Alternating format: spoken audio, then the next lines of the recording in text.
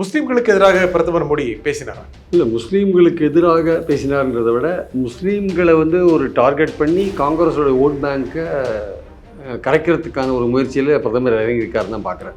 அதாவது பிரதமருடைய இந்த இன்டர்பிரிட்டேஷன் இருக்குல்ல, அவருடைய அந்த புரிந்து கொண்ட விதம் இருக்குல்ல, மன்மோகன் சிங்கோட பேச்சை அல்லது காங்கிரஸுடைய தேர்தல் வாக்குறுதிகளை, அது சுத்தமாக ஒரு அபத்தமான ஒரு விஷயமா நான் பார்க்குறேன். இந்த தேர்தல் வாக்குறுதியும் அந்த 2006 மன்மோகன் சிங்னு சொன்னதை வச்சு உங்ககிட்டேருந்து சொத்தை பிடிங்கி முஸ்லீம்கிட்ட கொடுத்துருவாங்க, முஸ்லீம்களுக்கு கொடுத்துருவாருன்னு சொல்கிறார். எல்லா சொத்தையும் பிடிங்கி உங்கள் கையில் இருக்கிற தங்கத்தை பிடிங்கி அவங்ககிட்ட கொடுத்துருவாங்க, ஷெட்யூல் ட்ரைபு மலைவாசிகள் மக்கள்கிட்ட இருக்கிற வெள்ளியை பிடிங்கி கொடுத்துருவாங்க, உங்கள் சொத்தை உங்கள் எல்லாத்தையும் பிடிங்கி கோவில் சொத்தை பிடிங்கி கொடுத்துருவாங்கன்னு நீ பேசியிருக்காங்க, அமித்ஷா பேசியிருக்காரு. இவ்வளோ ஒரு கேவலமான ஒரு மட்டமான ஒரு பிரச்சாரத்தை ஒரு பிரதமர் எடுத்ததே கிடையாது. ஆக்சுவலி திடீர்னு முஸ்லீம்களுக்கு தான் காங்கிரஸ் எல்லாமே செய்யுது, நாட்டுடைய உங்கள் கழுத்தில் இருக்கிற தாலியை பிடிங்கி முஸ்லீமுக்கு கொடுத்துருவான்னு சொல்கிற அளவுக்கு போயிட்டார் சார். மோடி அவர்களோ இல்லை பாஜக அவர்களோ பெயரை சொல்லி இதுவரையும் பேசாத எடப்பாடிக்கே ரோஷம் வந்துருச்சுன்னா பாருங்க. நீங்க உருவாக்குற இந்தியன் தான் மதவெறியனா இருப்பான். இந்த ஆயுதம் வெற்றியை தருமா தராதா? அந்த ஆயுதம் இந்த முறை வெற்றியை தராது. குஜராத்திலேயே குறைஞ்சிரும் போல் இருக்கு. புல்வாமா நடந்தது, புல்வாமா நடந்தோட எலெக்ஷனோட போக்கே மாறி போச்சு. இருந்தாலும் தேசபக்தி காமிச்சது இல்ல. அதாங்க, நீங்க தேசபக்தி அது இதுன்னு சொல்லிட்டு மாத்தி விட்டீங்க நீங்க. வணக்கம் நண்பர்களே. முஸ்லிம்களுக்கு எதிராக திரு மோடி பேசினாரா? இதன் பின்னணி என்ன? இதை பற்றி பேசுவதற்காக பத்திரிகையாளர் திரு பிரியன் இங்கு வந்திருக்கிறார். வணக்கம் திரு பிரியன். வணக்கம் சார். முஸ்லிம்களுக்கு எதிராக பிரதமர் மோடி பேசினாரா? இல்லை, முஸ்லீம்களுக்கு எதிராக பேசினார்ன்றதை விட முஸ்லீம்களை ஒரு டார்கெட் பண்ணி காங்கிரஸோட ஓட் பேங்க்கை கரைக்கிறதுக்கான ஒரு முயற்சியில் பிரதமர் இறங்கியிருக்காருன்னு தான் பார்க்குறேன். ஒரு ஒட்டுமொத்தமாக முஸ்லீம்களுக்கு எதிராக பேசினார், அந்த நோக்கத்தில் பேசினாரான்றதை விட காங்கிரஸோட ஓட் பேங்க்கை குறைக்கணும், அவர்களை ஒரு மைனாரிட்டி ஓட் பேங்க் டார்கெட் வச்சு காங்கிரஸ் பண்ணுறாங்க. ஸோ பெரும்பான்மை ஓட்டை கவர்றதுக்கு காங்கிரஸை மைனாரிட்டியோட சேர்த்து விட்டால் நம்ம பெரும்பான்மை ஓட்டை வாங்கிடலான்னு இந்த மாதிரியான ஒரு பாலிடிக்ஸ் அவர் கையில் எடுத்திருக்காரு. முக்கியமாக நாட்டின் சொத்துக்கள் எல்லாம் முஸ்லீம்களுக்கு கொடுத்து விடுவார்கள் அப்படின்னு காங்கிரஸ் சொன்னதா பிரதமர் மோடி சொன்னாரு. அப்படிதான் சர்ச்சை வந்தது. ஆனால் அதை தான் அவர் மீன் பண்ணார், அதை தான் அவர் குறிப்பிட்டாருன்னு நினைக்கிறீங்களா? அதாவது பிரதமருடைய இந்த இன்டர்பிரிட்டேஷன் இருக்குல்ல, அவருடைய அந்த புரிந்து கொண்ட விதம் இருக்குல்ல, மன்மோகன் சிங்கோட பேச்சை அல்லது காங்கிரஸுடைய தேர்தல் வாக்குறுதிகளை, அது சுத்தமாக ஒரு அபத்தமான ஒரு விஷயமா நான் பார்க்குறேன். அதாவது 2006 மன்மோகன் சிங் பேசும்பொழுது தேசிய வளர்ச்சி கூட்டத்தில் பேசும்போது அவர் என்ன சொல்கிறாருன்னா என்னுடைய ப்ரியாரிட்டி அக்ரிகல்ச்சர், எஜுகேஷன், ஹெல்த்லாம் சொல்லிட்டு வரும்போது இந்த மாதிரி women, children, SC, ST, minorities எல்லாரையும் நம்ம கை தூக்கி விட வேண்டிய அவசியம் இருக்குது. நாட்டின் வளர்ச்சியில் அவங்களுக்கும் சரிசமமான ஒரு பங்கு இருக்குது. மைனாரிட்டிஸ் பர்டிகுலர்லி முஸ்லீம்ஸ்க்கெலாம் இந்த நாட்டுடைய வளத்தில் அவங்களுக்கும் ஒரு பங்களிப்பு இருக்குது அப்படின்றதான் அவர் பேசுகிறார். அப்போ பேசின விஷயம் அது ஒரு இந்த எல்லா செக்டார் மேலேயும் கவலை கொண்டு விளிம்பு நிலை மக்கள் மேலே கவலை கொண்டு பேசிய ஒரு விஷயம். இப்போ இந்த எலெக்ஷன் வாக்குறுதி தேர்தலில் என்ன வாக்குறுதி கொடுத்துருக்காங்கன்னா நாட்டில் வருமானமும் வளங்களும் ஒரு சில பேரால் அனுபவிக்கப்படுகிறது. ஸோ அதை ஈக்குவிட்டபுளாக டிஸ்ட்ரிபியூட் பண்ண வேண்டிய அவசியம் இருக்குது. ஸோ சர்ப்ளஸ் லேண்ட்ஸ் எல்லாம் பிடுங்கி மக்களுக்கு நாங்கள் எடுத்து மக்களுக்கு ஈக்குவலாக டிஸ்ட்ரிபியூட் பண்ணுவோன்றதான் காங்கிரஸ் தேர்தல் வாக்குறுதி. அதில் எந்த ஜாதி மதம் எதுவுமே கிடையாது.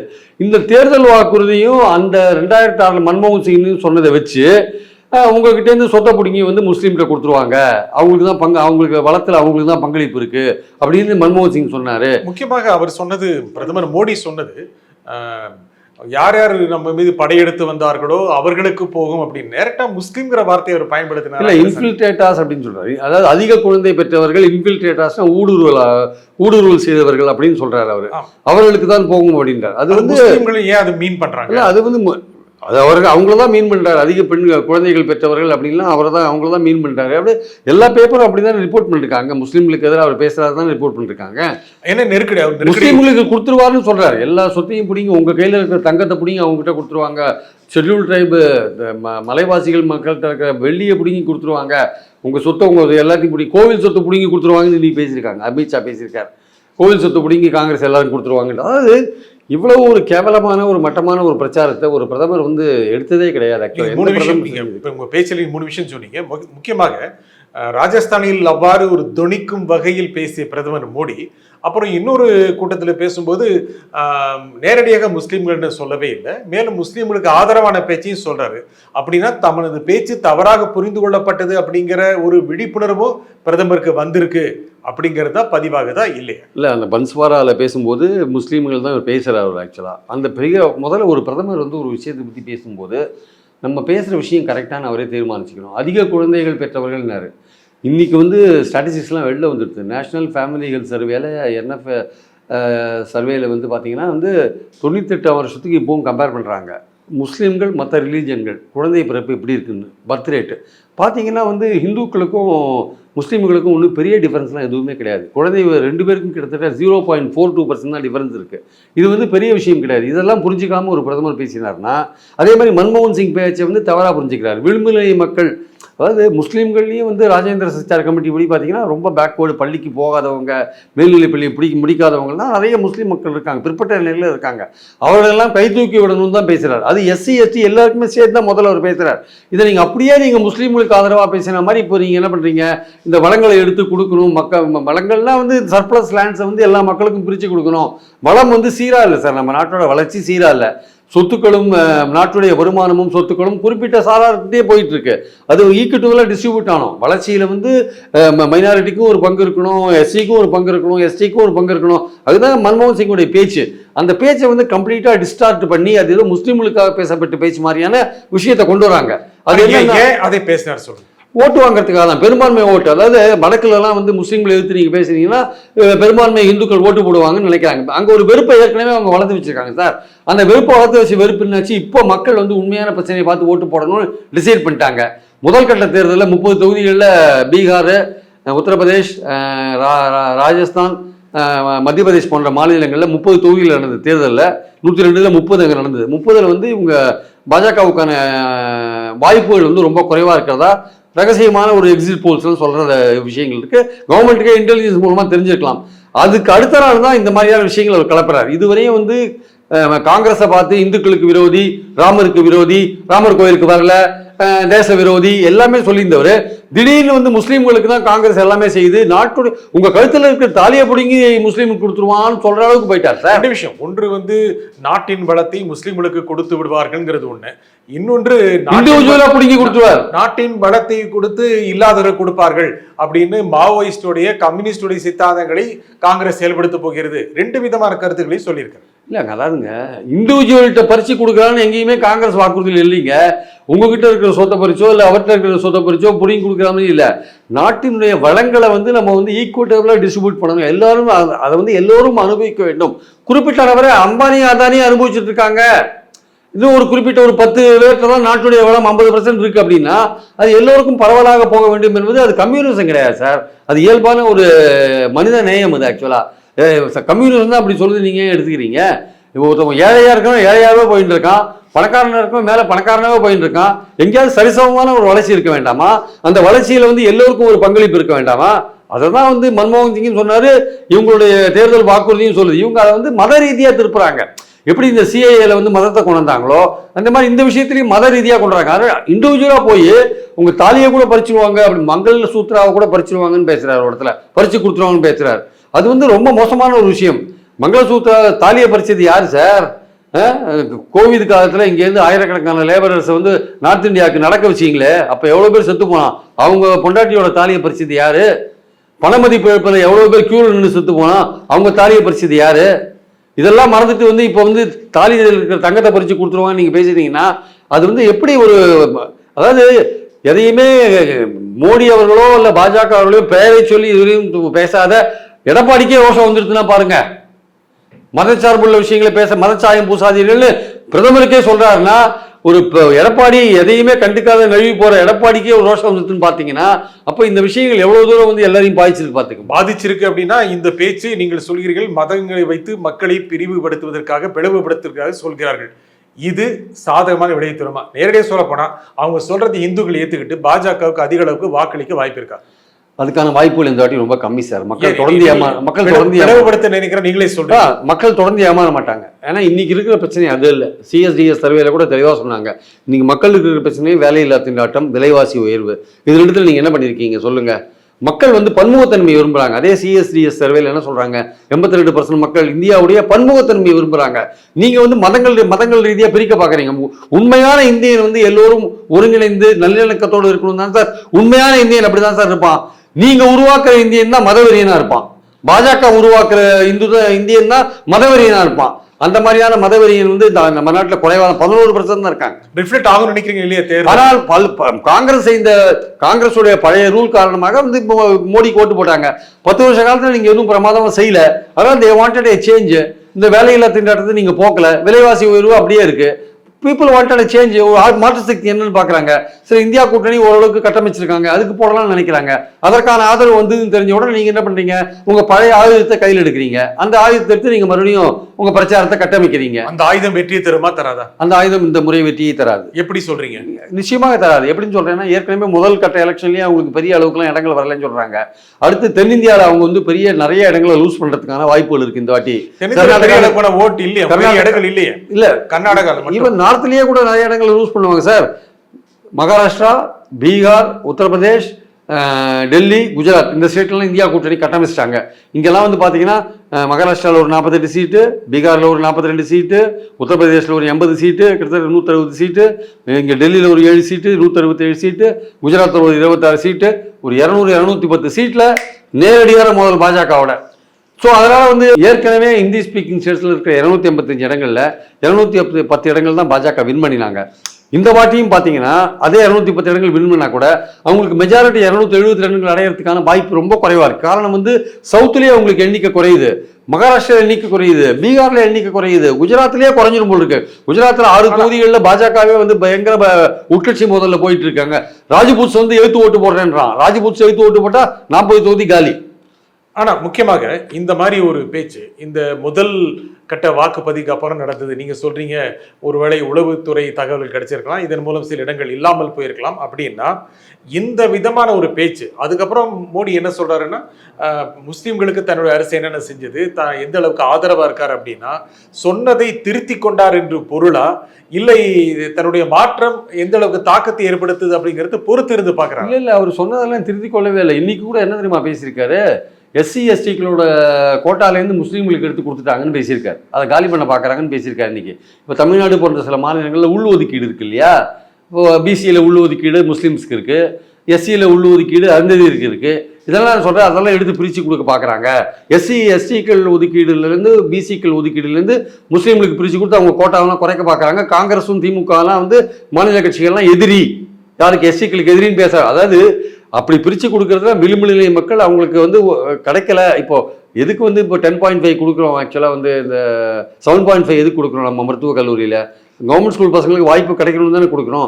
அது மாதிரி தான் இதுவும் முஸ்லீம்களில் வந்து எவ்வளவோ விளிம்பு நிலை மக்கள் இருக்காங்க, மேல்நிலை பள்ளி முடிக்காதவங்க இருக்காங்க, ஸ்கூலுக்கு போகாதவங்க இருக்காங்க, ரொம்ப பிற்பட்டவர்களாக இருக்காங்க. அதற்கான ஒரு இடத்த கொடுத்துருக்காங்க. ஒரு 3% 3% இருக்குன்னு கொடுத்துருக்காங்க. அருந்ததியர்களுக்கு வாய்ப்பே இல்லாத இருக்குது எஸ்சியில் இருக்கிறவங்களுக்கு. அதனால் தனியாக ஒரு அவங்களுக்கு வாய்ப்பு கொடுத்துருக்காங்க. ஒரு 3% ஒதுக்கி இருக்காங்க வச்சுக்கோங்க.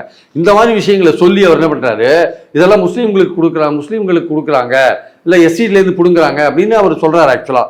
ஸோ இது வந்து திருப்பி வந்து பிரிவினைவாத பேச்சு தான் அது. அதாவது பாதிக்கப்பட்டவங்களுக்கு உதவி செய்யற நோக்கத்தில் தான் அந்த கவர்மெண்ட்லாம் பண்ணுது. யாருக்கு வந்து விளிம்பு நிலை மக்களோ அவங்களுக்கு உதவி பண்ற நோக்கத்தில் தான் பண்ணுது. நீங்க அதையே வந்து நீங்க வேற விதமா அரசியல் ரீதியாக திருப்பினீங்கன்னா அது எப்படி சரியாகும்? பிரிவினைவாத பேச்சுன்னு சொல்றீங்க. முக்கியமாக பிஜேபி குறித்த இதே விதமான குற்றச்சாட்டுகள், அவங்க இந்து சார்பா இருக்காங்க, அவங்க மதவாதிகள், இப்படிலாம் குற்றச்சாட்டு சொல்லித்தான் இருந்தும் கூட 10 ஆண்டுகள் முன்னால் ஒரு மகத்தான வெற்றி பெற்றாங்க. மறுபடியும் சொல்லி 2019 மகத்தான வெற்றி பெற்றாங்க. ஏதோ அவங்க இந்து சமயத்திற்கு மட்டுமே சாதகமானவர் அப்படின்னு சொன்னாலும் கூட அந்த குற்றச்சாட்டை மீறி வெற்றி பெற்றிருக்காங்க. இப்போ மறுபடியும் இந்த மாதிரி குற்றம் சுமத்துவது என்பது அவருடைய வெற்றியை உறுதி செய்வதா இல்லையா? இல்லை, குற்றம் நம்ம ஏன் சாட்டுறோம்னா அவர் பேசுறதுலேருந்து தான் சாட்டுறோம். அவங்க பேசுறதுலேருந்து நான் சூமோட்டோவாக வந்து நீங்கள் வந்து உங்களை வந்து மோடியை நம்ம வந்து கண்டிக்கலையே, நீங்கள் பேசுறதுலேருந்து தான் உங்களை கண்டிக்கிறோம். நீங்கள் ஏன் பேசுறீங்க? கடந்த தேர்தல் கோயில் இஷ்யூவாக இருந்துச்சு. அதுக்கப்புறம் காஷ்மீருக்கு 370வது பிரிவு, தனி அந்தஸ்து கொடுக்கின்ற 370வது பிரிவு, முத்தலாக் தடை சட்டம், குடியுரிமை திருத்த சட்டம், இதெல்லாம் கொண்டு வர்றது ஏதோ முஸ்லீம்களுக்கு எதிரானது அப்படிங்கிற மாதிரி ஒரு பிம்பம் கொடுக்கப்பட்டது. இதெல்லாம் சொல்லி தான் ஓட்டு வாங்கினாங்க. அப்படி இருக்கும்போது இதை சொல்றதன் மூலம் ஏதோ அவங்க வந்து எதிராக போயிடுறாங்க அப்படின்னு எப்படி நம்ம கணிக்க முடியும்? இல்ல, ஆக்சுவலா காஷ்மீர் எல்லாம் வந்து 19 ஆகஸ்ட்ல தான் வந்து எலெக்ஷனுக்கு அப்புறம் தான் அவங்க கொண்டு வந்தாங்க. இல்ல கொண்டு வந்தது, ஆனா அவங்களுடைய அஜெண்டால இருக்கு. அஜெண்டால எல்லாமே இருக்கு, பொது சிவில் சட்டம் உட்பட எல்லாமே இருக்கு. இப்போ முத்தலாக் சொல்றாங்க ஏதோ முஸ்லீம் பெண்களுக்கு ரொம்ப உதவியா இருந்தது. என்ன முத்தலாக் சட்டத்தை வந்து முத்தலாக் சட்டத்தை அவங்க கொண்டு வந்ததுக்கு காரணமே என்னன்னா, இந்த பொது சிவில் சட்டத்துக்கு முன்னோடியாக தான் கொண்டு வந்திருக்காங்க. அதான் உங்க மத விஷயங்களை நாங்கள் தலையிடுவோம், அப்படின்ற ஒரு காட்டுறதுக்காக தான் கொண்டு வந்தாங்களே தவிர உண்மையான முஸ்லீம் ஒரு மதத்தில் வந்து பல்வேறு விதமான விஷயங்கள் உள்ளே இருக்கும் சார். அந்த அந்த மதத்துக்கான கட்டுப்பாடுகள் சட்டங்கள்லாம் உள்ளே இருக்கும். அது எதுக்காக அது கொண்டு வரப்பட்டது என்னது அந்த மதத்தை நிர்வகிக்கிற அந்த மதத்தில் இருக்கிற பெரியவர்கள் அதை தீர்மானிப்பாங்க. நீங்கள் என்ன பண்ணுறீங்க, அந்த சட்டத்துக்குள்ளே பூந்து இல்லை இது நாங்கள் வந்து உங்கள் சட்டத்துக்குள்ளே பூந்து நாங்கள் இதெல்லாம் பண்ணுவோம், நீங்கள் உள்ளே போகிறீங்க. இது என்னன்னா பொது சிவில் சட்டத்துக்கான முதல் படி அவங்களுடைய அஜெண்டால தான் போறாங்க. முஸ்லீம்களோட பெண்கள் மேல உள்ள அனுதாபத்தினால போல அவங்க அஜெண்டால முதல் படியில போறாங்க. அதுவும் தப்பு. மக்கள் ஆதரவு கொடுத்தாங்கல்ல, மக்கள் ஆதரவு கொடுத்தாங்கன்னு நீ வின் பண்ணதுலேன்னு சொல்றீங்க. நீங்க வின் பண்ணதுன்னா புல்வாமா நடந்தது. புல்வாமா நடந்தோட எலெக்ஷனோட போக்கே மாறி போச்சு. இருந்தாலும் தேசபக்தி காமிச்சது இல்ல. அதாங்க நீங்க தேசபக்தி அது இதுன்னு சொல்லி மாத்தி விட்டீங்க நீங்க. அப்புறம் வந்து இப்ப 10% வந்து வருமானம் குறைவா இருக்கிறவங்களுக்கு இடஒதுக்கீடு கொடுத்தீங்க. இதெல்லாம் அப்ப பண்ணதான். விவசாயிகளுக்கு 6000 ரூபாய் எப்ப கொடுத்தீங்க? அதை கொடுத்துட்டு தான் எலெக்ஷன் நடத்தினீங்க போன வாட்டி. அதெல்லாம் சொல்லி போன வாட்டி ஓட்டு வாங்கினீங்க. இந்த வாட்டி இப்போ தேர்தல் ஆரம்பிச்சுட்டு இனிமேல் நீங்கள் ஒன்றும் பண்ண முடியாது. இப்போ என்ன பண்ணுறீங்க, இப்போ நீங்கள் பெண்களுக்கு இடஒதுக்கீடு கொண்டு வந்தீங்க, அதை இமீடியட்டாக நடைமுறைப்படுத்த முடியல. இன்னும் அது சென்சஸ்க்கு அப்புறம் தான் சொல்லிட்டீங்க, அது இப்போ நடைமுறைப்படுத்தப்படல, அதை நீங்கள் ஒன்றும் பேசவும் முடியல. ஆனால் இப்போ நீங்கள் ஒரு கட்டம் முடிஞ்ச பிறகு 2வது கட்டத்துக்கு முன்னாடி இதை பேசுகிறீங்கன்னா அப்போ நீங்கள் ஏதோ ஒரு தோல்வி பயத்தில் தான் நீங்கள் பேசுகிறீங்க. ஆனால் இது ஒரு உத்தி தானே, தேர்தல் உத்தி செஞ்சா என்ன? அவர் மோடியை ஏதோ ஒரு வகையில் அவர் மத ரீதியானவர் அப்படின்னு எதிர்கட்சிகள் அவரை துரத்தி கார்னர் பண்ணி இதை சொல்ல வைக்க வேண்டிய நிலைமைக்கு எதிர்கட்சியில உருவாக்க செய்ய நம்ம அதை கடிக்க முடியாது. இல்லை நம்ம வந்து இது வந்து ப்ரோஆக்டிவாக வந்து எதிர்கட்சிகள் தானாகவே இந்த விஷயத்தை கலப்பலைங்க. ஆர்எஸ்எஸோடைய பாலிசி இல்லை பிஜேபியுடைய பாலிசிலாம் நமக்கு தெரியும், அது வேற விஷயம். ஆனால் இன்னைக்கு வந்து இந்த விஷயங்களை வந்து மோடிக்கு எதிராக கலப்புறதுக்கு காரணம் அவர் பேசிய பேச்சு. இந்த தேர்தல் கால பேச்சுக்களில் இந்த மாதிரி பேச்சுக்கள் வந்து ஒரு மத சம்மந்தமாகவோ கடவுளையோ யாரும் வந்து குறித்து அதை பற்றி பேசி ஆதரவை தேடக்கூடாது என்பது அடிப்படையான ஒரு விதி தேர்தல். ஆனால் பாஜக தான் இந்துக்களின் நலனை காக்கின்ற கட்சி அப்படி இந்துக்கள் நினைக்கிறாங்க இல்லையா? அப்படி இந்து நினைக்கிறான்னு அவங்க சொல்றாங்க சார். அவங்க வின் பண்ணாங்கன்றதுனாலே அதனால தான் சொல்றேன், சிஎஸ்டிஎஸ் சர்வேல ஒட்டுமொத்த 82% மக்கள் இந்தியாவுடைய பன்முகத்தன்மையை விரும்புறாங்கன்னு ஏன் சொல்றேன். இந்தியர்கள் எல்லோருமே நல்லிணக்கத்தோடு வாழணும். இந்தியர்கள் பல இனங்கள், பல மொழிகள், பல கலாச்சாரங்கள் கொண்ட இந்தியா எல்லாரும் ஒன்றா இருக்கணும் தான் நினைக்கிறேன். தவிர இந்துக்களுக்கு தான் இந்த நாடு உரியதுன்ற அந்த பாஜகவுடைய பாலிசியை யாரும் ஏற்றுக்க மாட்டாங்க. தேர்தலில் வின் பண்ணாங்க. பாஜக அப்படி சொல்லலையே, இந்துக்களுக்கு நாடுன்னு சொல்லல சார். அது அவங்களுடைய பாலிசி, அடிப்படை பாலிசி அதுதான் சார். இங்கே இந்துக்கள் மட்டும்தான் வாழலாம், மற்றவர்கள்லாம் உரிமைகளை கோரக்கூடாதுன்னு கோல்வார்க்கர்னு சொல்லிட்டு போயிருக்காரு. அதை விட்டு அவங்க மாற மாட்டாங்க. அந்த இதை விட்டு அவங்க மாற மாட்டாங்க. பேசுறதெல்லாம் பேசுவாங்க, சப்கா சாத் சப்கா விகாஸ்லாம் பேசுவாங்க. பட் சார் போன 23ஆம் வருஷம் மட்டும் கிட்டத்தட்ட 687 வெறுப்பு பேச்சுகள் இந்தியாவில் பேசப்பட்டிருக்கு. அதில் 75% பாஜக ஆளுற மாநிலங்களில் தான் பேசப்பட்டிருக்குன்னு ஹேட் இந்தியான்னு ஒரு அமைப்பு வந்து ஃபேக்ட்ஸோட சொல்லியிருக்காங்க எந்த நேரத்தில் எவ்வளோ பேசுகிறாங்கன்ட்டு. அதனால இவர்கள் முஸ்லீம்களுக்கு எதிராக இவர்கள் வந்து இருக்கிறார்கள் என்பது தெரிஞ்ச விஷயம். அதாவது சிறுபான்மையோர் வந்து உரிமைகளை கோரக்கூடாது, இந்தியா இருந்துக்கலாம் உரிமைகளை கோரக்கூடாதுன்னு அடிப்படை விஷயம். அதை நோக்கி தான் அவங்க அடுத்த வாட்டி ஆட்சிக்கு வந்தால் போவாங்க. அது சொன்னால் ஓட்டு கிடைக்கும் என்றால் அதை சொன்னால் என்ன சொல்றது தப்பா இருந்தா அப்படி தப்பான விஷயங்களை சொல்லி நீங்க ஓட்டு கேட்க கூடாது இல்லை. நீங்க இது நீங்க சொன்ன ஃபிகர்ஸே தப்பாச்சு. அதிக குழந்தைகளை பெற்றவர்கள்லாம் தப்பா இருக்க ஃபிகர்ஸ். நேஷனல் ஃபேமிலி ஹெல்த் சர்வேல பார்த்தா அந்த ஸ்டாட்டிஸ்டிக்ஸ் தப்பாச்சே. 98க்கு இப்பவும் பார்த்தா முஸ்லீம்களோட பிறப்பு இதோ குறைஞ்சு போச்சு ரொம்ப. எப்படி அவங்க சொல்றீங்க? நீங்க ஒரு காலத்தில் எதுவும் சொல்லியிருந்தீங்கன்னா அதையே சொல்லிட்டு இருப்பீங்களா? இல்லை மன்மோகன் சிங் சொன்னதை மாற்றி உள்டாவோ தப்பா சொல்றீங்களா? அதுவும் தப்பு தானே. ஒருத்தர் சொன்ன விஷயத்த சனாதனத்தை ஒழிப்போம்னா இந்துக்களை ஒழிப்போம்னு அர்த்தமா? சனாதனத்தில் உள்ள மூடப்பழக்கங்களை ஒழிப்போம், ஏற்ற இறக்கத்தை ஒழிப்போம், சமநிலையை உருவாக்குவோம், ஜாதி பேற்ற பேதம்லாம் பார்க்க மாட்டோம். அதுதான் சனாதனத்தை ஒழிப்போம்னு சொல்ற விஷயம். நீங்க இந்துக்களை ஒழிப்போன்னு அதை திசை திருப்பிட்டீங்களே. அப்ப நீங்க காங்கிரஸ் முக்து பாரத்ன்றீங்களா? அப்ப காங்கிரஸை காரெல்லாம் அடிச்சு ஒழிச்சு கொலை பண்ணுவீங்களா? காங்கிரஸை ஒழிப்போம் தானே அர்த்தம். ஆனா நீங்க மட்டும் இதெல்லாம் பேசலாம், மற்றவங்க பேசினா திசை திருப்பி இந்துக்களை கொலை பண்றாங்க, இந்துக்களை ஒழிச்சுடுவாங்களா அப்படின்னு சொல்லுவீங்களா? மிச்சம் இன்னும் இருக்கின்ற கிட்டத்தட்ட நாம் பதிவு செய்கின்ற நாட்டிலிருந்து இன்னும் கூட இறுதி கட்ட தேர்தல் முடிவதற்கு 40 நாட்கள் இருக்கின்றன. நம்ம பதிவு செய்த நாள் இருந்து அப்படி பார்க்கும்போது இந்த 40 நாட்களில் இன்னும் கூட பல்விதமான யூகங்கள், பிரச்சார உத்திகள் எல்லாம் கையாண்டு பிஜேபி பெரும்பான்மை மக்களுடைய இந்துக்களுடைய வாக்குகளை பலமாக பெற்று மீண்டும் ஒரு வலுவான கட்சியாக நாடாளுமன்றத்தில் நிகழக்கூடிய வாய்ப்பு இருக்கா இல்லையா? மக்கள் உண்மையான பிரச்சனைகள் இந்த 10 வருஷ காலத்தில் என் குடும்பத்தில் யாருக்கு வேலை கிடைச்சிருக்கு, என் பையனுக்கு என்ன வேலை கிடைச்சிருக்கு, எங்கள் அண்ணனுக்கு என்ன வேலை கிடைச்சிருக்கு, என் தம்பிக்கு என்ன வேலை கிடைச்சிருக்குன்னு பார்த்து ஓட்டு போட்டாங்கன்னா, இல்லை எனக்கு வந்து கிடைச்ச வேலை இருக்கா, நிலையா இருந்தா இல்லையா. 62% குடும்பத்தில் இன்னைக்கு அன்றாட செலவுக்கே கஷ்டப்படுறான் சார். சிஎஸ்டிஎஸ் சர்வே அதுதான் சொல்லுது. யாருக்கு வந்து தனிநபர் வருமானம் எங்கே உயர்ந்திருக்கு? பக்கத்தில் இருக்கிற பங்களாதேஷ் கூட உயர்ந்திருக்கு. உங்களுக்கு நமக்கு உயர்ந்திருக்கா சொல்லுங்க? ஒன்றும் உயரலையே. சீனாலேருந்து இன்னும் பொருளை இறக்குமதி பண்ணிட்டு தான் இருக்கீங்க. சீனா வந்து ஆக்கிரமிச்சுட்டு தான் இருக்கு. நீங்க சொல்ற ஊழலுக்கு எதிராக இருக்கீங்க, உங்களை சுற்றிய ஊழல் எலக்ட்ரல் பாண்ட்லேருந்து 7.5 லட்சம் கோடியிலேருந்து எல்லாம் உங்களை சுற்றி இருக்கு, வாரிசு அரசியல் சொல்றீங்க, உங்க பின்னாடியே வாரிசுகள்லாம் நின்றுட்டு இருக்காங்க, இதெல்லாம் நீங்க சொல்றபடி நீங்க நடந்துக்கிறீங்களா? இப்போ நீங்க இந்த மதவெறி பிரச்சாரத்தை நீங்க கிளப்புறீங்க. மக்கள் உண்மையாக சிந்திக்க தெரிஞ்ச மக்கள் வடக்குலையும் வந்திருப்பாங்கன்றது என்னுடைய கருத்து. வேலையில்லா திண்டாட்டமும் விலைவாசியும் முக்கிய பிரச்சனையா இருக்கு. ஸோ அந்த பிரச்சனையை மக்கள் மனதில் வைத்து ஓட்டு போட்டாங்கன்னா இந்த மதவெறி பிரச்சாரம்லாம், மோடியோட மதவெறி பிரச்சாரம்லாம் எடுபடாது என்பது என்னுடைய கருத்து. அது எடுபடாத இருக்கிற சூழலில் வந்து அவங்க ஆட்சிக்கு வரதுக்கான வாய்ப்புகளும் குறையும் என்பது என் கருத்து. இந்த நிகழ்ச்சியும் கருத்திற்கு உரிமைக்காக திரு பிரியன் மிக்க நன்றி. மீண்டும் ஒரு நிகழ்ச்சி சந்திப்போம். நன்றி, வணக்கம்.